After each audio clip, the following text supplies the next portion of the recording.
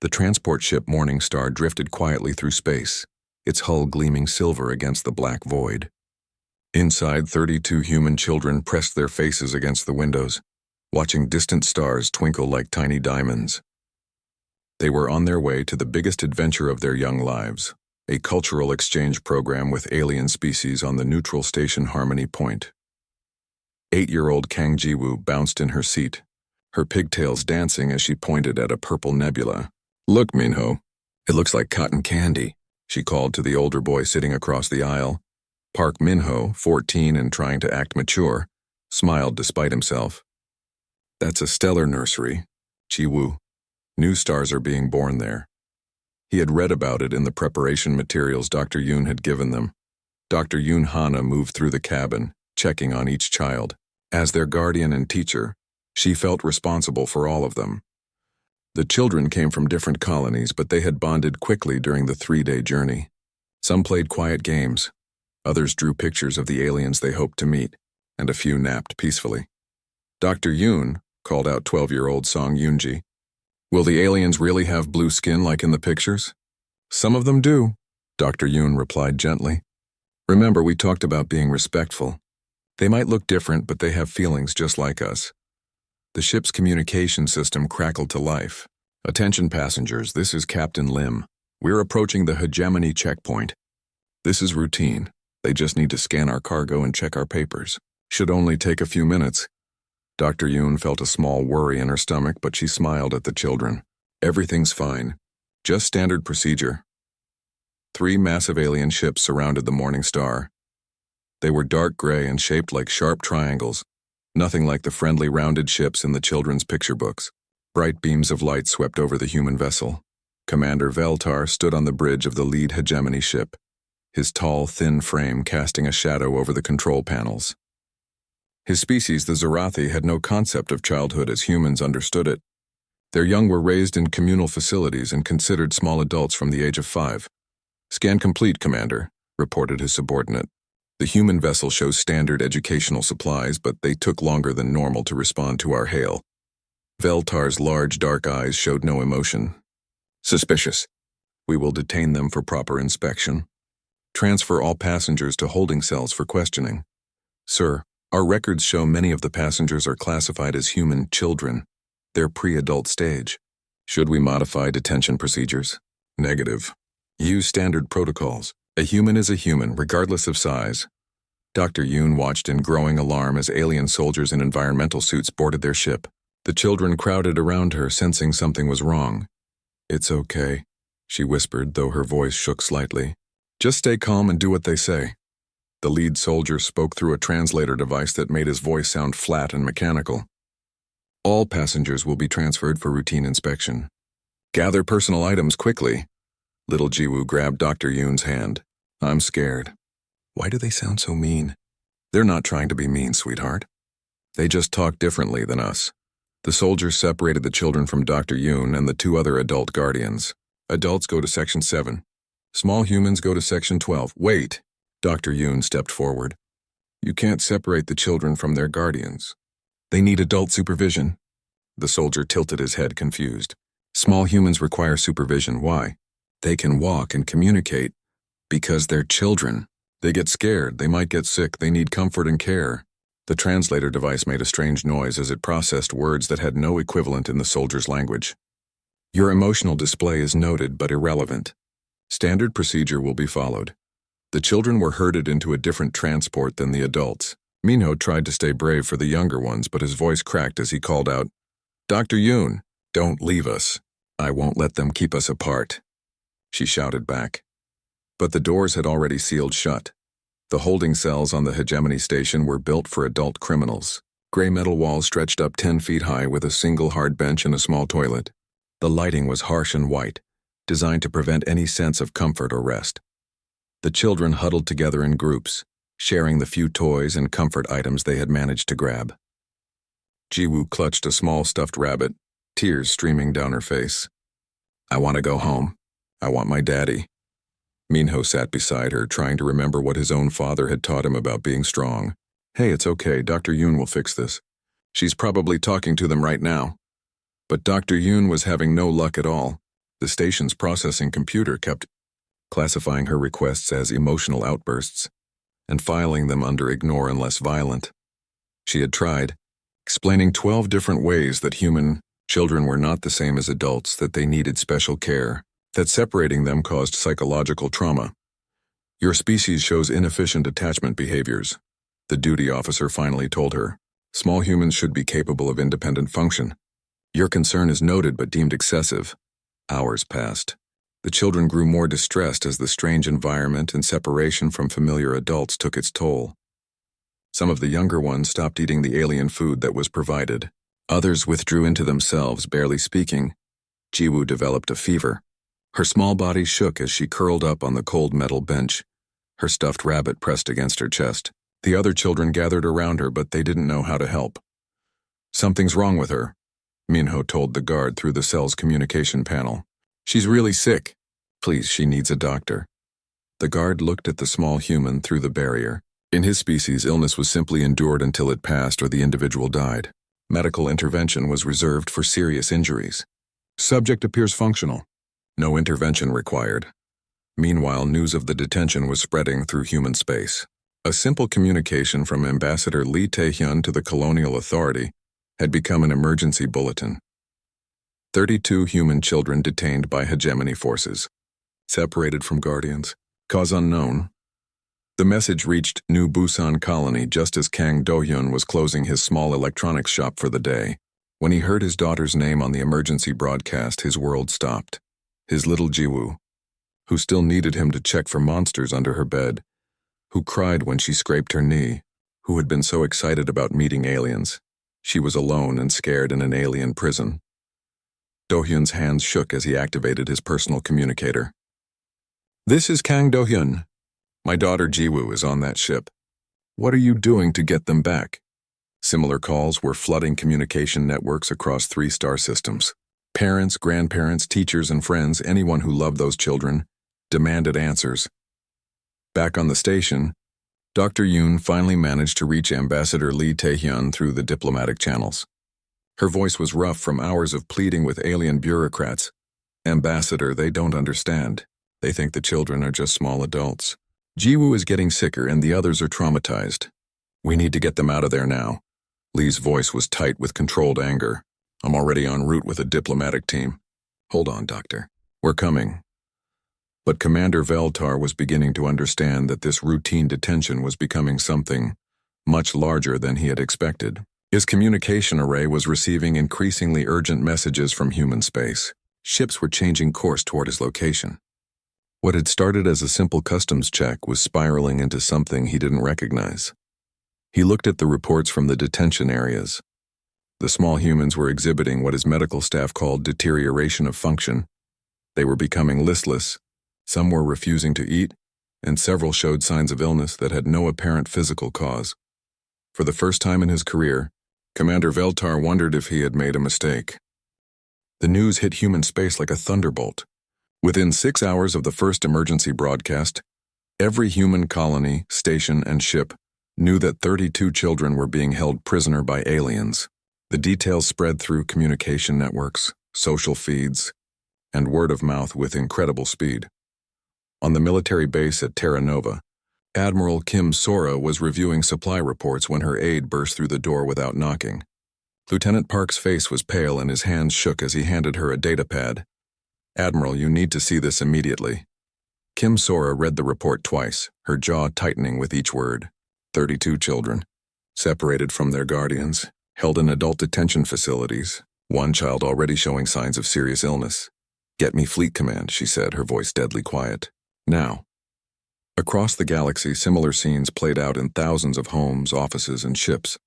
The response was immediate and overwhelming. Parents who had never touched a weapon started asking about military service. Peaceful merchants began inquiring about combat training. Grandparents pulled old uniforms out of storage. Captain Cho Woo-bin was eating dinner with his wife and 3 young children when the emergency broadcast interrupted their evening news. His 5-year-old daughter, Minji, looked up from her coloring book as the serious voice described the detained children. Daddy, why are the alien police being mean to the kids? Cho looked at his daughter's innocent face, then at his other children. 7-year-old twins who were the same age as some of the detained kids.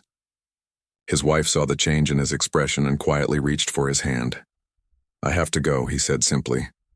"I know," she replied, squeezing his fingers. "Bring them home." Dr. Shin Hyejin was one of the galaxy's leading experts on child psychology. When the news reached her research station, she immediately began broadcasting emergency warnings to any official who would listen. "You don't understand," she pleaded with a hegemony diplomat over the communication link. "Human children are not small adults. Their brains are still developing. Separation from caregivers and exposure to high-stress environments can cause permanent psychological damage. Some might not recover." The alien diplomat's translated response was maddeningly calm. "Your emotional reaction is noted. However, the subjects are receiving adequate nutrition and shelter. No medical intervention is indicated." "They could die," Dr. Shin shouted. "Not from injury or disease, but from fear and loneliness. Human children have literally died from being separated from their parents." The communication link went dead. The diplomat had disconnected, filing her call under irrelevant emotional disturbance. Meanwhile, on Nexus Prime Station, the situation was getting worse. Little Jiwoo's fever had spiked higher, and she barely responded when the other children tried to talk to her. Her small body curled into a tight ball on the metal bench, shivering despite the warm temperature. Minho knelt beside her, feeling helpless. At 14, he was the oldest, and the other children looked to him for guidance, but he didn't know what to do. "Jiwoo, please eat something." "Just a little bit?" The 8-year-old shook her head weakly. The alien food tasted wrong and smelled strange. Everything was wrong. The lights were too bright. The walls were too high. The adults were gone, and scary aliens in metal suits walked past their cell without even looking at them. "I want my daddy," she whispered for the 100th time. Other children were showing problems too. 10-year-old Choi Sunho had stopped talking entirely, just sitting in the corner and staring at the wall. 12-year-old Imnari had developed a nervous cough that wouldn't stop. The younger children cried constantly, calling for parents who couldn't hear them. The alien guards found the noise irritating but not alarming. In their species, young ones who couldn't adapt to new situations simply didn't survive. It was natural selection at work. Dr. Yoon Hana had been trying for hours to convince anyone in authority to let her see the children. She had explained human child development, attachment theory, and the critical importance of familiar caregivers during stress. The aliens listened politely and filed her requests under pending review. "Please," she begged the processing officer for the 20th time, "at least let me check on them. I'm a doctor. I can help with the sick child. Medical staff has evaluated the subjects. No intervention required. Your medical staff doesn't understand human physiology. That little girl could be dying and you wouldn't even know it." The officer's large eyes blinked slowly. "Dying from what injury?" "Medical scanners show no trauma," Dr. Yoon wanted to scream. How could she explain that a broken heart could kill just as surely as a broken bone? That human children needed love and comfort like they needed air and water? Back in human space, the response was building to unprecedented levels. Admiral Kim Sora stood before a holographic display, showing ship movements across 3 sectors. Red dots were converging on Nexus Prime from every direction. "Status report," she ordered. 47 ships already en route to the station, her operations chief reported. "More are launching every hour. We're seeing everything from military cruisers to converted cargo haulers. Even civilian ships are requesting armament permits." "How many personnel?" "Current count is over 15,000 volunteers. That number is climbing fast. We're having to turn people away." Kim Sora studied the display. In her 30 years of military service, she had never seen anything like this. Humans were abandoning jobs, selling possessions, and traveling across the galaxy for children they had never met. Because they were children. Because they were human. Because somewhere in the cold depths of space, 32 kids were scared and alone. "Ma'am," her aide interrupted. "We're receiving a transmission from Kang Do-yoon. He's demanding to speak with you directly." Kim nodded. She had been expecting this call. Kang Do-yoon's face appeared on the screen. He was a simple man, a small-time electronics merchant from New Busan Colony. But his eyes burned with a fury that made the Admiral take notice. "My daughter is 8 years old," he said without preamble. "She's afraid of the dark. She still sleeps with a stuffed rabbit. She cries when she gets a splinter. And you people let aliens lock her in a prison cell. Mr. Kang, I understand your anger. We're mobilizing everything we have to— No, you don't understand. Do-hyun's voice cracked with emotion. I sold my shop. I mortgaged my home. I bought passage on the first ship heading toward that station.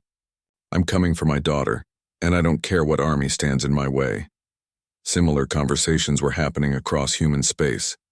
Parents were liquidating life savings to join the growing fleet. Military bases were overwhelmed with volunteers. Even elderly humans who hadn't left their home planets in decades were demanding transport to help with the rescue. Commander Veltar was beginning to realize he had seriously underestimated the situation. His communication array was receiving constant traffic from human ships demanding the release of the children. His superiors in the hegemony were asking increasingly sharp questions about why a routine detention was causing such a massive response. Sir, his communications officer reported, we're now tracking over 100 human vessels heading our direction. Some are military ships, but many appear to be civilian craft that have been hastily armed. Veltar studied the tactical display with growing unease. The approaching human fleet was unlike anything in his military experience. It wasn't organized like a proper invasion force. Instead, it looked like a swarm of angry insects, each ship flying independently but all heading for the same target. Request reinforcements from Fleet Command, he ordered. Sir, what should I tell them is the threat level? Veltar looked at the display again. By all military logic, this should be a simple situation to handle. The humans had no legal standing to demand the release of the detainees. His station had superior firepower to any reasonable rescue force, but something about the approaching fleet made his skin crawl. There was something primitive and terrifying about the way the ships moved. Not like a military formation, but like a pack of predators hunting together. Tell them, he said slowly, that we may have a situation we don't fully understand. In the detention cells, Minho was trying to keep the other children calm while Jiwoo's condition worsened. The little girl was barely conscious now, her breathing shallow and rapid. Listen, he told the others, his young voice trying to sound confident. My dad always said that humans take care of their own. Somewhere out there, our families are coming for us. We just have to hold on a little longer. 11-year-old Bae Gina looked up at him with tear-filled eyes. But what if they can't find us? What if the aliens won't let them come? Minho thought about his father's stories of Earth's history, how humans had fought impossible odds to protect their families, how they had crossed oceans and conquered continents driven by love for their children. They'll come, he said with absolute certainty. Even if they have to fight every alien in the galaxy, they'll come for us. Outside in the cold depths of space, that was exactly what was happening. 100 ships had become 200, then 300. The largest rescue fleet in human history was bearing down on Nexus Prime Station, and at its heart was a simple truth that the aliens had failed to understand. Humans would do anything for their children. Absolutely anything. Space around Nexus Prime Station was becoming crowded. What had started as a few dozen ships had grown into the largest human fleet ever assembled. Military cruisers flew alongside converted cargo haulers. Family transport ships shared space with mining vessels that had been hastily fitted with weapons. Fleet Admiral Jang Min-seok stood on the bridge of the flagship Determination, watching the tactical display with amazement. In 40 years of military service, he had never seen anything like this. Ships were still arriving every hour, their captains demanding to join the rescue operation. Admiral, his communications officer called out, we're receiving another volunteer ship. It's a pleasure yacht called Family Dreams. The captain says he has no weapons, but he's not leaving without those kids. Jang nodded grimly. The yacht belonged to a wealthy businessman whose own children were safe at home, but who felt compelled to help anyway. It was the same story repeated hundreds of times. Humans dropping everything to rush toward children they had never met. Add them to the humanitarian support group, he ordered. They can help with medical evacuation when we get the children out. When, not if. There was no question in any human mind that they would succeed. The only question was how much of the station would be left standing afterward. In his personal quarters, Kang Do-hyun stared out at the approaching station through a small porthole. He had sold everything he owned to buy passage on a refugee transport that was now part of the massive fleet. His hands shook as he thought about his little Jiwoo, alone and scared in an alien prison. He pulled out a small photo of his daughter, her first day at school, smiling gap-toothed at the camera with her backpack nearly as big as she was. The other passengers in his section were all parents too. all driven by the same desperate need to reach their children. "We're going to get them back," said the woman sitting next to him. Her son was 13-year-old Lee Junho, one of the older children in the group. "Whatever it takes." Do-Yun nodded, tucking the photo safely back into his pocket. "Whatever it takes," he agreed. On Nexus Prime Station, Commander Veltar was facing the crisis of his career. His superiors had sent additional ships, but even with reinforcements, he was drastically outnumbered. The human fleet now included over 800 vessels of various sizes. "Sir," his tactical officer reported, "the humans are maintaining position at the edge of our defensive perimeter. They're not making any aggressive moves, but they're not leaving either." Veltar studied the formation. The human ships spread out in a loose pattern that made no sense from a military perspective. There was no clear command structure, no organized battle lines. Yet something about their positioning made him nervous. "Any response to our demands that they withdraw?" "The human admiral sent a single message, sir. He said they're not leaving without their children." Representative Bei Suji had been working frantically to prevent the situation from escalating into open warfare. As a member of the Galactic Council's mediation team, she understood both human and alien perspectives, but she was finding it nearly impossible to make the hegemony officials understand what they were dealing with. "You have to release the children," she pleaded with the station commander through a diplomatic channel. "This isn't just about legal procedures anymore. You're facing the wrath of an entire species." Commander Veltar's image flickered on the communication screen. "Representative Bei, we cannot simply release detainees because their species becomes emotional. It would set a dangerous precedent. Commander, with respect, you don't understand what you've done. In human culture, children are sacred.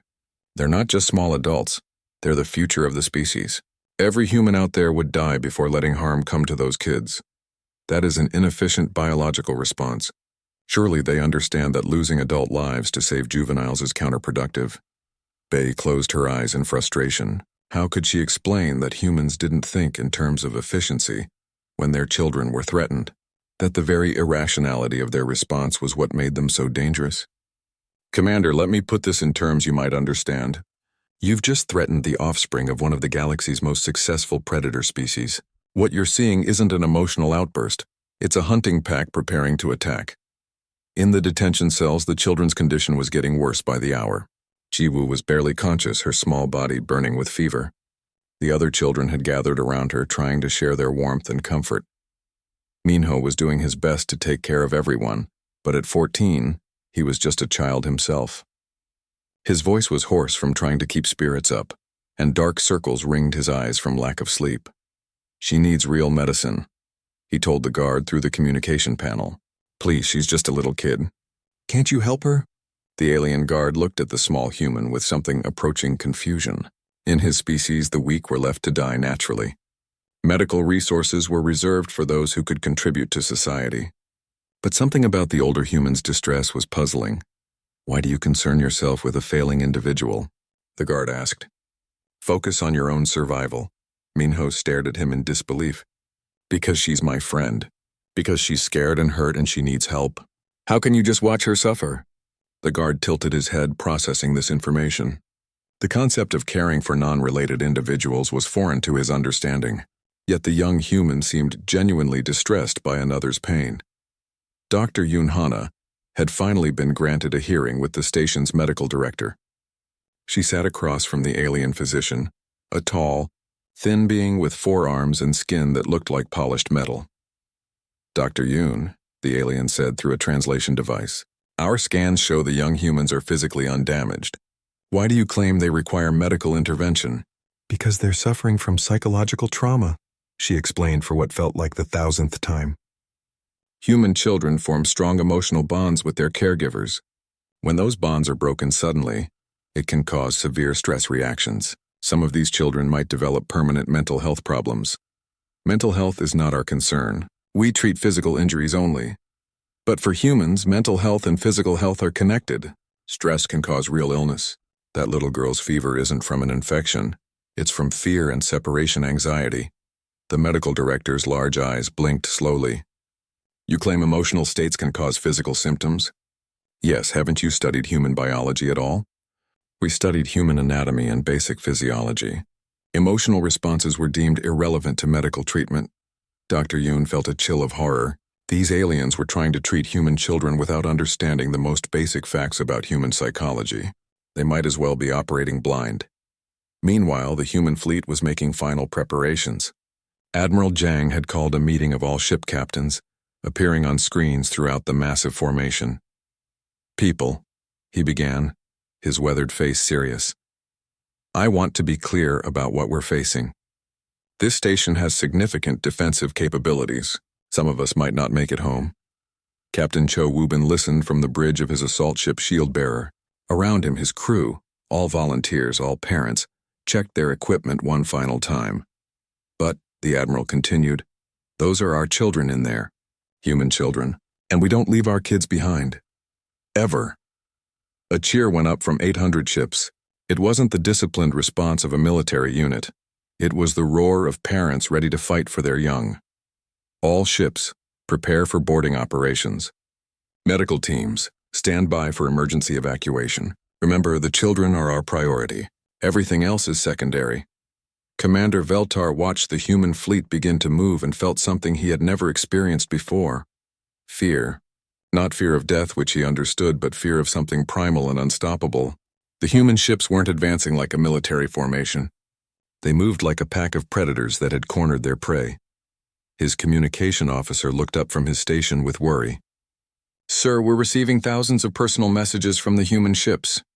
They're not military communications." "What do you mean?" "Parents, sir. They're sending messages to their children, telling them that help is coming, telling them to hold on." Veltar accessed one of the transmissions at random. A man's voice filled the bridge, rough with emotion. "Jiwoo, sweetheart, this is Daddy. I know you're scared, but I want you to be brave just a little longer. Daddy sold the shop and got on a big ship with lots of other parents. We're all coming to get you. I'm going to hug you so tight when I see you, and then we're going home.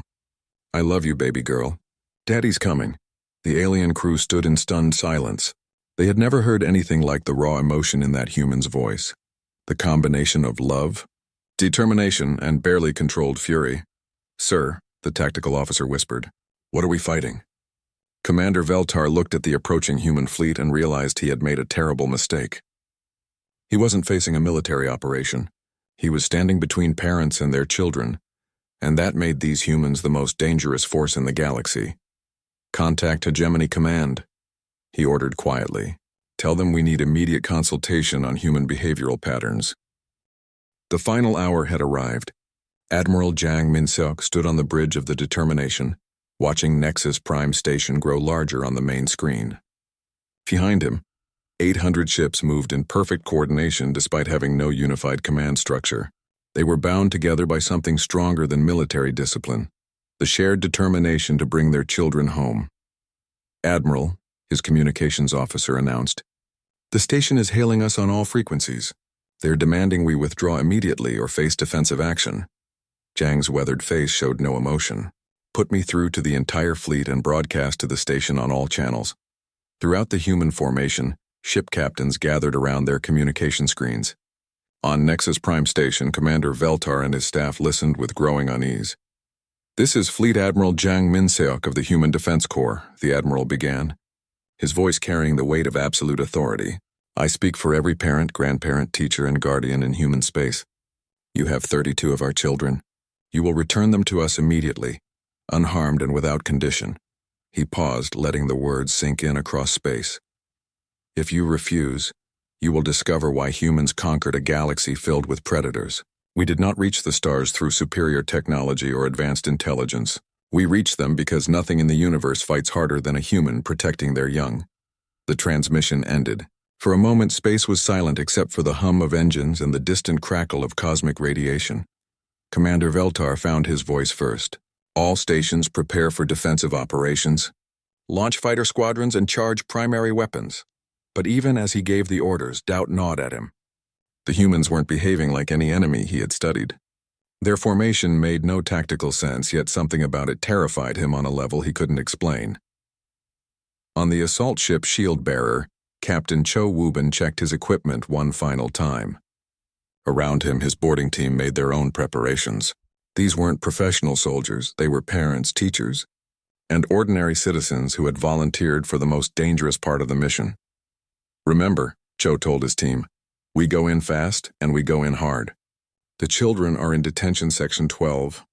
Everything else is secondary to getting them out safely. Beside him, Kang Do-hyun adjusted an ill-fitting combat vest.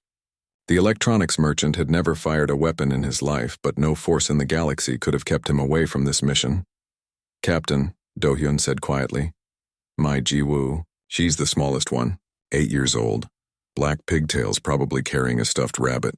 When we find her, we'll find her, Cho promised. And you'll be the first person she sees. The human fleet moved into attack formation, but it wasn't like any military maneuver the aliens had ever witnessed. Instead of organized battle lines, the ships flowed around the station like water, each vessel finding its own path but all working toward the same goal. The hegemony's defensive systems activated automatically, energy beams lancing out toward the approaching ships. But the humans had anticipated this. They didn't try to fight through the defenses, they simply absorbed the damage and kept coming. Sir, Veltar's tactical officer called out in alarm. The human ships, they're not trying to avoid our fire. They're just taking the hits. It was true. Ship after ship shrugged off defensive fire that should have crippled them. Some vessels were clearly damaged, trailing atmosphere and debris, but they continued their approach without slowing. How is this possible? Veltar demanded. Sir, our intelligence reports indicate that human vessels are built with redundant systems and heavy armor. They prioritize survival over efficiency. What the aliens didn't understand was that these ships had been designed by a species that expected to fight for everything they had. Human vessels were built to take punishment and keep fighting. Because humans had learned long ago that sometimes you had to endure terrible damage to protect what mattered most. The first boarding pods launched from the human fleet like a swarm of angry insects. They were small, fast craft designed for one purpose, getting soldiers onto enemy ships. The station's point defense systems tried to shoot them down, but there were too many targets. Commander Veltar watched in growing horror as dozens of pods attached themselves to his station's hull. Security teams to all breach points. Repel boarders. But the humans weren't boarding like conventional soldiers. They came through the airlocks in small groups, moving with desperate efficiency toward specific targets. They ignored valuable equipment, strategic positions, and command centers. They had only one objective, the detention section where 32 children waited for rescue. In detention section 12, Minho heard the sounds of fighting getting closer. Explosions echoed through the station's corridors, and emergency lights cast everything in red shadows. The other children huddled together, some crying, others too exhausted to react. What's happening? Little Song Yoonji asked, her voice barely a whisper. Minho pressed his ear against the cell door, listening to the distant sounds of combat. I think they're coming for us. Ji-woo was barely conscious, her fever so high that she seemed to be floating in and out of awareness. But something in Minho's voice penetrated her delirium. Daddy? She whispered. Hold on, Ji-woo, Minho said, his young voice cracking with emotion. Just hold on a little longer. The first human boarding team reached the detention section within minutes of breaching the hull. Captain Cho Woobin led the charge, his weapon ready but his mind focused on only one thing, finding the children. The alien guards in the detention section had never faced anything like these human invaders. They fought with a fury that made no tactical sense, absorbing wounds that should have stopped them and continuing to advance. But it wasn't random violence. Every human action was focused on reaching the children. Section secured, Cho called out as the last alien guard retreated. Where are the kids? Kang Do-hyun was already running toward the cell blocks, calling his daughter's name. Ji-woo, Ji-woo, it's Daddy! The children's voices rose in a chorus of joy and relief as they recognized human voices. Parents and guardians who had traveled across the galaxy rushed toward the cells, their faces showing the strain of the past days. Do-hyun reached Ji-woo's cell first, his hands shaking as he worked to override the locking mechanism. Through the transparent barrier, he could see his little daughter lying motionless on the cold metal bench. Oh, baby, he whispered, his voice breaking. Daddy's here. Daddy's here now. The cell door opened with a soft hiss and Do-hyun rushed inside. Ji-woo was burning with fever, her small body trembling uncontrollably. But when she heard her father's voice, her eyes fluttered open. Daddy? She breathed as if she couldn't believe it was real. "Yes, sweetheart. It's me. You're safe now. You're safe." All around the detention section, similar reunions were taking place. Parents held children who had been traumatized by days of separation and fear. Some kids clung so tightly to their rescuers that they had to be gently pried away for medical examination. Dr. Yoon Hana arrived with the medical team, her relief overwhelming as she saw her students alive. But her trained eye immediately noticed the signs of severe stress and trauma in all the children. "We need to get them to the medical bay immediately," she told Captain Cho. "Some of these kids are in serious condition. Medical evacuation is standing by," Cho replied. "We'll have them on hospital ships within the hour." But Commander Veltar wasn't ready to surrender. His pride and his species' rigid adherence to protocol demanded that he continue resistance. All remaining security teams converge on Detention Section 12. "We cannot allow the humans to simply take the prisoners." What he failed to understand was that the humans weren't interested in a prolonged fight. They had what they came for, and now their only priority was getting the children to safety. As the evacuation began, Admiral Jang's voice echoed through the station's communication system. "Commander Veltar, this is your final warning. We have our children. We are leaving. Do not attempt to stop us." Veltar made a decision that would haunt him for the rest of his life. "Launch all fighters. Stop the human evacuation vessels." The alien fighter craft launched from the station's hangars, their sleek forms moving to intercept the medical ships carrying the rescued children. It was the worst mistake Veltar could have made, because in that moment he threatened human children again. The response was immediate and terrifying. Every human ship in the fleet turned toward the alien fighters, their weapons charging with lethal intent. The parents who had shown restraint during the boarding operation suddenly faced the prospect of their children being attacked again. "All ships," Admiral Jang's voice was cold as space itself. "Weapons free. Protect the children at all costs." The battle that followed was unlike anything in recorded galactic history. The humans fought with a savagery that shocked even veteran alien commanders. They didn't fight for territory or strategic advantage. They fought to ensure that 32 children would make it home safely. Ship after ship sacrificed itself to protect the medical vessels. The converted cargo hauler New Hope deliberately rammed an alien fighter that was targeting a hospital ship. The mining vessel Iron Will used its industrial laser to clear a path through the enemy formation. The medical bay of the hospital ship Healing Light buzzed with quiet activity as human doctors worked to treat 32 traumatized children. The ship's corridors echoed with sounds that had been missing from Nexus Prime Station: soft voices, gentle laughter, and the occasional happy cry of a child calling for their parent. Dr. Yoon Hana moved from bed to bed, checking on each of her students. The physical injuries were minor, but the psychological trauma would take time to heal. Some children still flinched when they heard unfamiliar voices. Others refused to let their parents out of sight. But they were alive. They were safe. They were going home. In a private medical room, Kang Do-hyun sat beside his daughter's bed, holding her small hand as the fever finally broke. Jiwoo's eyes were clear for the first time in days, and she managed a weak smile when she saw him.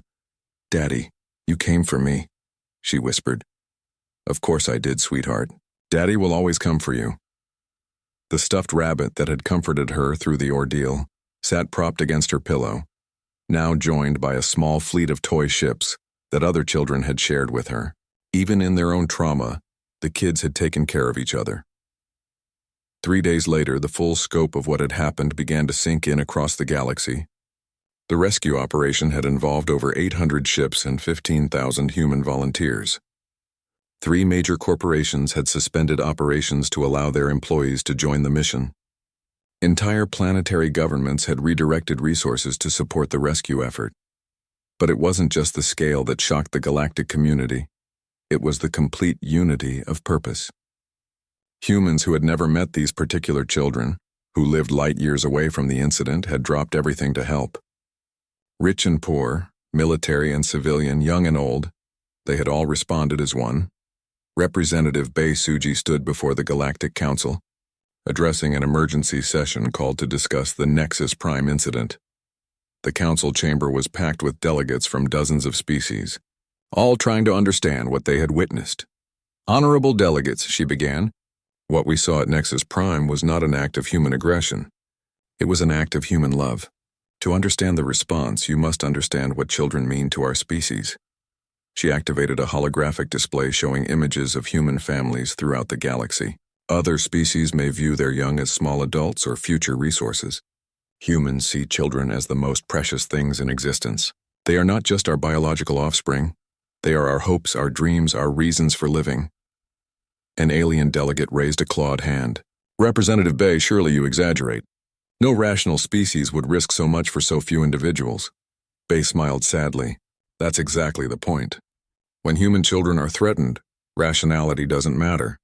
Logic doesn't matter. Only one thing matters: bringing them home safely. On New Busan Colony, Jiwoo was finally back in her own bed, surrounded by toys and drawings from well-wishers across the galaxy. Her recovery was progressing well, though she still had nightmares sometimes. Her father had barely left her side since their return.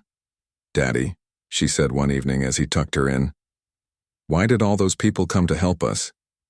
They didn't even know us." Do-hyun thought carefully about how to explain it to an 8-year-old. "Because you're a human child, sweetheart, and humans take care of their children. All of them. It doesn't matter if we've met them or not. If a human child is in trouble, every human adult will try to help. Even the ones who live far away. Especially the ones who live far away. Distance doesn't matter. Money doesn't matter. Nothing matters except making sure children are safe and happy." Meanwhile, the political aftermath was reshaping galactic policy. The Hegemony Council had been forced to issue formal apologies and implement new protocols for dealing with human families. Commander Veltar had been relieved of duty, not for his military failures, but for his complete misunderstanding of human psychology. The new protocols were comprehensive and unprecedented in galactic law. Human children were never to be separated from their guardians without explicit parental consent. Any facility detaining humans must provide family-appropriate accommodations. Human medical officers must be consulted for any health concerns involving human children. Most importantly, any threat to human children was to be treated as a potential diplomatic crisis, requiring immediate high-level intervention. But the most significant changes were happening among other alien species. The display of human parental devotion had sparked conversations across the galaxy about what those species might have lost in their pursuit of technological advancement. Dr. Velnara, a Zarathi sociologist, published a research paper that sent shockwaves through her society. After studying human family structures, she concluded that her species' efficient child-rearing methods might have eliminated something crucial: the emotional bonds that made humans willing to sacrifice everything for their young. "We have gained efficiency," she wrote, "but we have lost something that makes life worth living. Humans fight so hard for their children, not because they are primitive, but because they understand what we have forgotten, that love gives meaning to existence." Other species began implementing their own reforms. The crystalline helix started allowing parents to visit their offspring during the maturation process. The aquatic Silmari began studying human lullabies to understand how emotional comfort could aid in child development. Even the warlike Vexitan, who had long ridiculed human weakness, quietly began researching human family bonds. Their military commanders had been deeply impressed by the tactical effectiveness of parents fighting for their children. 6 months after the incident, Ambassador Lee Tae-hyun addressed the Galactic Council's annual assembly. The chamber was fuller than usual, with many species sending delegations specifically to hear the human perspective on the events. "Honorable delegates," Lee began, "you have asked me to explain the human response to the detention of our children. You want to understand why we mobilized such a massive force for 32 individuals." He paused, looking out at the diverse assembly of alien faces. "The answer is simple, though perhaps difficult for some species to comprehend. Those 32 children were not just individuals to us. They were our future, our hope, our reason for reaching the stars in the first place. Every human who joined that rescue fleet understood that they were not just saving those specific children. They were protecting the idea of childhood itself." A hegemony delegate spoke up. "Ambassador Lee, surely you understand that such emotional responses could be seen as a threat to galactic stability?" Lee's expression hardened slightly. Let me be very clear about something. What you witnessed at Nexus Prime was not the exception. It was the rule. Touch our children, threaten our families, and you will face the united wrath of humanity. Not because we are warlike, but because we love deeply. He gestured to an image of little Jiwoo playing in her garden, her stuffed rabbit nearby as she drew pictures of spaceships. That little girl and her friends are alive and happy, because 800 ships full of humans decided that some things are worth any sacrifice. We would have fought your entire fleet if necessary. We would have crossed the galaxy and back. Because that's what humans do for their children. The chamber was silent for a long moment. You asked if we understood the consequences of our response, Lee continued. The question isn't whether we understood, it's whether you finally understand us. We are not like other species.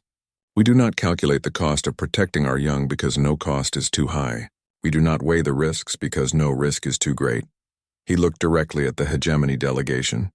We hope this incident taught you something valuable about humanity. We are not aggressive by nature, but we become the most dangerous force in the galaxy when our children are threatened. Remember that, and we will continue to be peaceful neighbors. Forget it, and you will discover why humans conquered a galaxy full of predators. The speech became one of the most widely distributed documents in galactic history. Children across human space learned about it in school. Alien diplomats studied it to understand human psychology. Military strategists analyzed it to comprehend human tactical thinking. But on New Busan Colony, in a small house with a garden full of earth flowers, 8-year-old Kang Jiwoo was simply happy to be home. She had recovered fully from her ordeal, though she still slept with her stuffed rabbit and sometimes woke up calling for her father. Do-hyun would always come running when she called, just as thousands of other humans had come running when 32 children needed them. Because that's what humans did. That's what they would always do. The galaxy was a safer place for human children now, but not because of laws or treaties. It was safer because every alien species had learned a fundamental truth about humanity. Never, ever threaten human children, because humans would cross the void between stars, fight impossible odds, and sacrifice everything they had to bring their young ones home. And after the Nexus Prime incident, nobody doubted that was exactly what they would do. The stars themselves seemed to shine a little brighter, knowing that somewhere among them, human children played safely in gardens watched over by parents who would move heaven and earth to protect them.